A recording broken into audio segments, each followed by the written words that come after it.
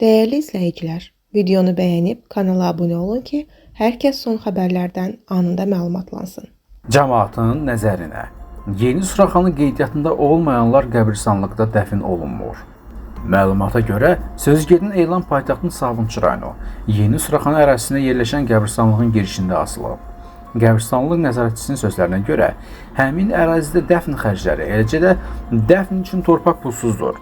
Bu səbəbdən də ətraf ərazilərdən Yeni Suraxanı qəbirstanlığının dəfn üçün axın olur. Bu isə məhdud sayda yeri olan qəbirstanlığın dolmasına səbəb olduğundan ancaq yerli əhalinin dəfninə üstünlük verilir.